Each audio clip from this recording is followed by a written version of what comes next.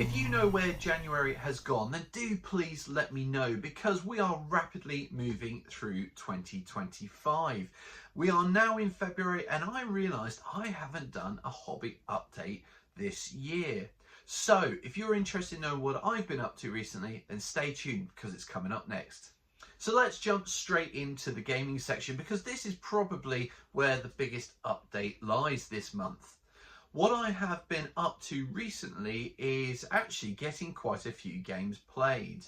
I just after Christmas and New Year ended up playing a game of Wings of Glory, I believe it's called, or Wings of War. I think it's Wings of Glory, and we played a World War II sort of Battle of Britain scenario, which was great fun. I had a Spitfire squadron, and it was my task as part of the overall mission to take out a bomber, a Heinkel bomber that was heading towards a convoy working its way along the south coast of England. My friend Mark had a couple of squadrons of Hurricanes, and he was tasked with taking out a couple of squadrons of Stukas. Now, he was fairly successful. I, on the other hand, wasn't. But for my luck, the Heinkel missed the convoy with its bombs and then turned towards the port of Weymouth. Now, I did some evasive manoeuvres, got around behind it, gave it some damage and encouraged it to bugger off. I, however, didn't have much fuel left and then had to withdraw myself. It was a great game, lots of fun. Big thanks to our friend Derek for putting the game on, and Mark for being such a great teammate. Now, following on from that, I've been playing a few games at home, predominantly of Blood on the Sands, which you may have seen on some videos recently over the last couple of weeks. And they've been a lot of fun, really quick to play, and a very enjoyable game. And I'm very much looking forward to the release of that, which will come up in the next segment. Now, I also had the pleasure of going on a course recently, and it was a wargaming course designed to teach people how to be professional wargaming practitioners. And it was really quite insightful to see the differences between professional wargaming and recreational wargaming. And I learned quite a lot on the course. I also had some opportunities to play some games. So I got to play a Matrix game called Save Gordon, and that was based around General Gordon's last stand at in the Sudan in the 1800s, late 1800s. Now, I played Gordon, and unfortunately, just like history, ended up being killed. But it was great fun, really interesting way of gaming that period. I have played it as a war game, a sort of tabletop with miniatures using Triumph and Tragedy rule set in the past, but this was quite a nice different way of playing.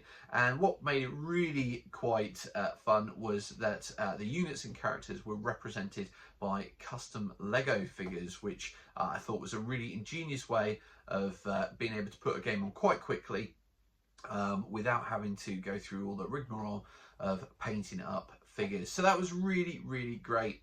I also got to play a battle group level Kriegspiel, which was a lot of fun, and a few other games such as a scenario war game, seminar war game, and a sort of simulation style war game using a system developed by some of the lecturers on the course. So a really great experience.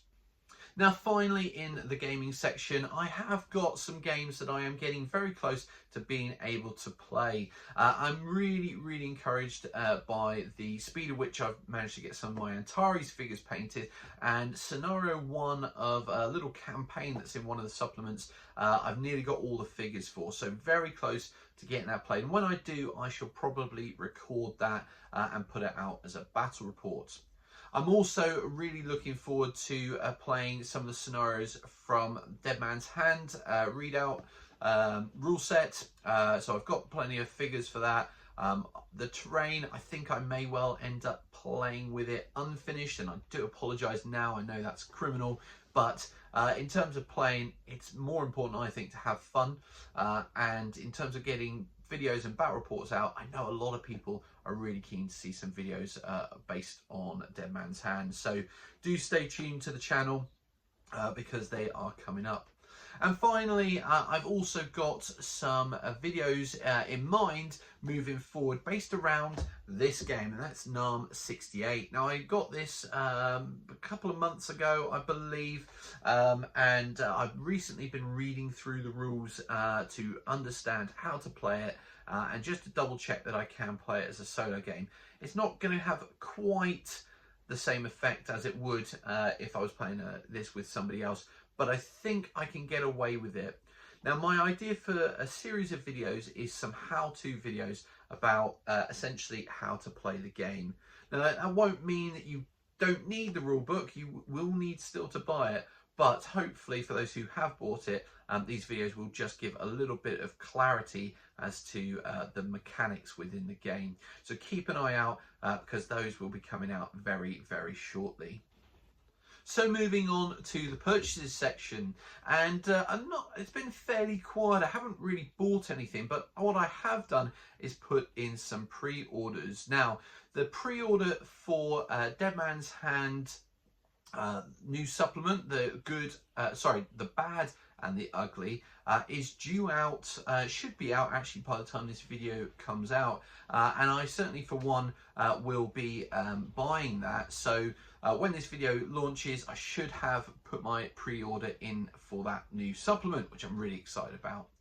I've also, on the 11th of February, going to be backing the Kickstarter for Blood on the Sands, which I'm really, really excited about, and certainly am looking forward to getting my hands on that. And when I do, I will be reviewing it as a package as to what we get. Now, that comes out on the 11th of February, so if you are interested, do check that out on Kickstarter. And then finally, I have actually put an order in for the blast templates for Narm 68, and I will explain more about those in the upcoming Narm 68 videos, and I will also drop a link in the description below to the company that's doing those. I stupidly didn't check out Dougie Robertson's video where he talked about the company that's producing those, so I can't remember the name of them, but I will put a link in the description below if you're interested. And I nearly forgot that it wasn't really a purchase. However, my friend Mark gifted me some Daleks, which I'll put a picture up on screen now. He's done a great job painting them. I think there's one that I need to base, and I'll need to try find out from him what colours he uses for the base colour, just so I can tie it in. I haven't played the Doctor Who game in a while, but it is a good game and the figures are a lot of fun to have. So at some point I will get those out and work on them again. But like many projects, I've just got too many. So let's move on to the final section of this update. Okay, and moving on to the modelling section, the final part of this update.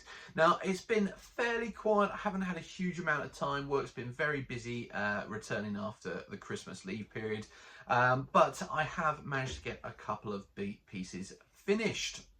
And primarily, that is the, I got one of the Gar battlesuits finished off. So I now have 3 painted out of 6, and I've got 3 others in a sort of near completion state. I've got one that's bare bones, needs to be primed, and then I can paint, and then the other 2 I just got to get the painting process finished. So hopefully in the next month or 2 I'll have those 3 completed, and I'll have 2 squads of Gar battlesuits done. So that's the first element. Moving on, I've been doing a little bit of work when I can on the rock work for my Helm's Deep project in 2 mil. It's a very slow and tedious process. I'm now on to the 4th and final bit of rock work, and I just need, it feels like probably another 4 or 5 hours just to finish that, and then maybe an hour or 2 to go through all 4 pieces that I've done and add the filler. And once I've done that, then I'm in a position where I can actually start to paint and get the rock work completed. That I know the video is taking a huge amount of time to do, so I do apologise for all those people waiting for it, but it is still moving forward, so don't despair. Now, in terms of other pieces that I'm working on, I still haven't finished the 2 bases of Orc Archers, which for my 2mm Lord of the Rings project, which I know I've been saying this for months. I just need to sit down and go, right, I'm doing this and I'm getting them finished. And maybe that's something I need to kick myself with over the coming weeks. And then finally, I have got a Transmat station from Sarissa Precision for Gates of Antares. It's just a little MDF kit that, again, if I can find maybe half an hour, I can stick this all together. And then that'll be another terrain piece for Antares, just to add a bit more flavour. And I nearly forgot, I also have been working on my Gladiator arena, and if you haven't seen the video, check it out. It's this one here. Came out, in fact, I think within the last week, so definitely probably last Sunday. So check that out. But yeah, I've started working on that. I've got the arena cleaned up, textured, painted, and I think it's looking really good, and will certainly make future battle reports of Blood on the Sands much more attractive. So that concludes the hobby update. As I say, it's been a bit of a busy period, but I feel like I've made some good progress, even though I've just been way too busy with real life. Now, if you're interested in playing NARM 68, then do check out my video on Wednesday. Yes, Wednesday. I decided to try and get back to 2 videos a week where possible. And with these how to play videos for NARM 68, I think I'm going to be able to make them relatively quickly, edit them, make them fairly short videos, and then get them up on Wednesdays. Now, I am going to do this not only for NARM 68, but also for Contact Front version 2, because I know lots of people are keen to find out a little bit more about my own rule set. So if you're interested in NARM 68, the first how to play video will be out this coming Wednesday, so check that out, and we're going to go through the turn sequence and what makes up a turn sequence. And until then, take care, stay safe, and we'll see you soon.